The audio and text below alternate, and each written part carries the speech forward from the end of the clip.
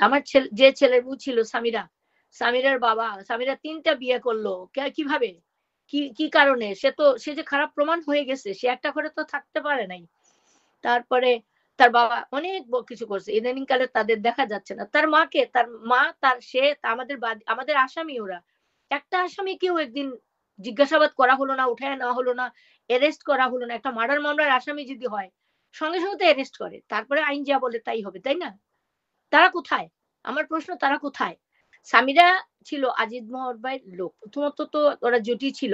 জুটিটা আমিই করিয়েছিলাম। যে মৌসুমীর সাথে যখন সে ফিল করবে না, আর প্রথম থেকেই আমার কথা ছিল যে আমার ছেলে নায়িকা বেসড হবে না। একটা কথা বলেছিলাম যে গান গাওয়ার সময় সব নায়িকারা, আমি ওকে সালমান না বলে আমি সুলেমান বলতাম, আর হিরো না বলে হিরু বলতাম চেতাবার জন্য। তো আমি তখন সুলেমান হিরু, শুনো, নায়িকার পিছে পিছে লেজে লেজে ঘুরে ঘুরে গান গাইও না।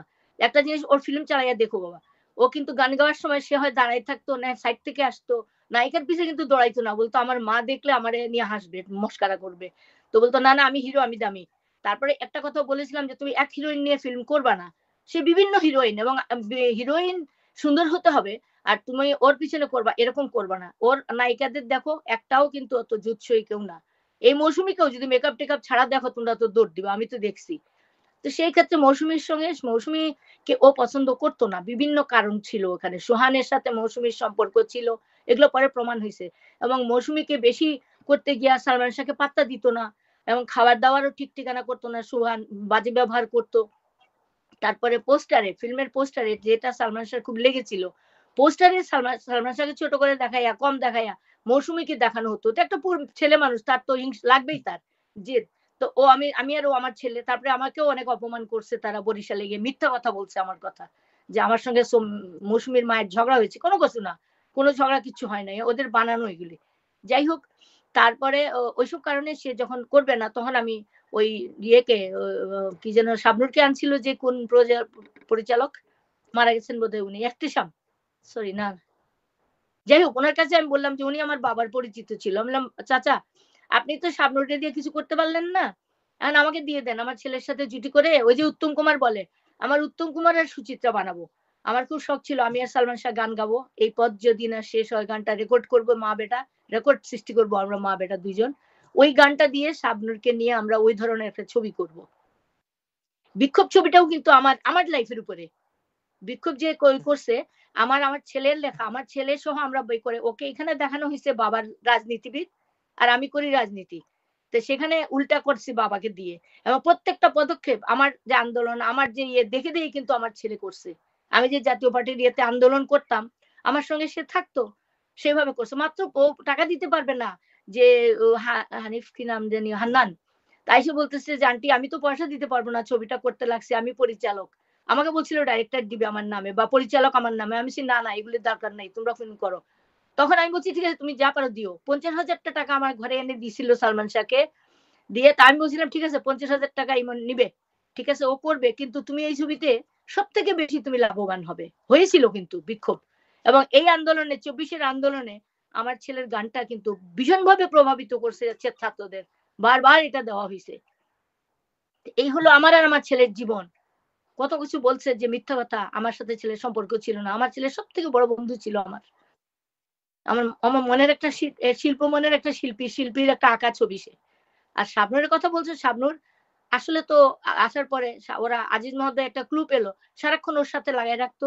এবং শাবনূরের সাথে যখন, সামিরের সাথেও আজিজ মহোদয়ের যখন লিঙ্কটা হয়ে গেল, তখন এই দুইজনে মিলে, যে তখন আজিজ মহোদয় গ্রুপ লড়ি করতে লাগলো যে শাবনূরকে বিয়ে করে ফেলবে, বিয়ে করে ফেলবে। আসলে কিচ্ছু না, সালমান শাহ তার স্ট্যাটাস সম্বন্ধে খুব অবগত ছিল। আমি একদিন ঢং করে বলছিলাম যে দূর, এর থেকে মৌসুমীরে বিয়া করলো তোর ভালো হইতো, তোর এমনি ইয়েতে আম্মা, একটা নায়িকার আমার থেকে, ওর থেকে কিন্তু বয়সে বড় বড় ইয়ে মৌসুমী। এখন মিথ্যা কথা বলে সে বয়স কমাই দিছে তার। মৌসুমী অনেক বড় সালমান শাহ থেকে।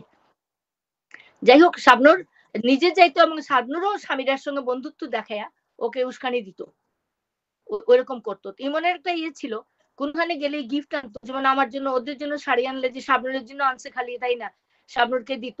তা মাঝে মাঝে শাবানাকেও দিত।